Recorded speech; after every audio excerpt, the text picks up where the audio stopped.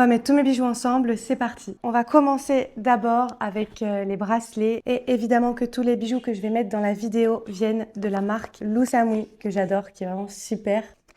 Alors, on va d'abord commencer avec par mettre ce bracelet. Donc voilà, il est très basique, très fin, comme j'adore. Voilà, il est très fin, très très fin. Et je pense que je vais le mettre avec un jonc. Je veux quelque chose de discret, mais en même temps, on voit que j'ai des bijoux et que les bijoux soient un peu dans la vibe qui brille. Donc je vais accompagner ce bracelet de ce jonc que j'adore, qui est vraiment trop trop beau. Donc voilà.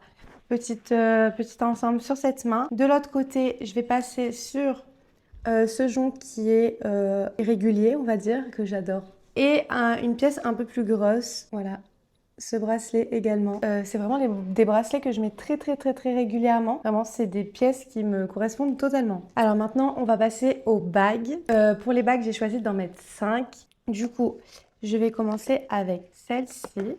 Voilà, qui est comme ça, que la plupart du temps, je mets sur le majeur. Voilà, je trouve que ça habille directement la main avec l'épaisseur de la bague. Alors ensuite, je pense que je vais accompagner cette bague avec celle-ci, qui est vraiment parfaite. Vraiment, je pense que je vais la mettre sur le pouce. Et ensuite, pour la dernière de ce côté, je vais mettre celle-ci, qui reste brillante aussi, mais pas trop. C'est moitié-moitié en fait, l'ensemble de la main. Et qui reste très fine aussi. C'est vraiment... tout à fait mon style de bague. J'aime quand c'est discret, fin et trop beau. De l'autre côté, je vais seulement en mettre 2, mais on va avoir l'une de mes préférées qui est quand même très très brillante. Voilà, je l'adore, elle est vraiment trop trop belle. Et que j'ai l'habitude de mettre juste ici. Voilà. Et la petite, pour compenser avec ce qui brille, je sais pas si je la mets là ou si je la mets là. Ouais, voilà. Ça reste quand même des pièces minimalistes, donc on peut y aller sur la quantité. Maintenant, on va passer aux boucles d'oreilles. Donc moi déjà, je n'ai pas les oreilles percées, faut le savoir. Mais voilà, on va rester dans la même DA avec ces petites boucles toutes fines, un peu pendantes. Donc voilà.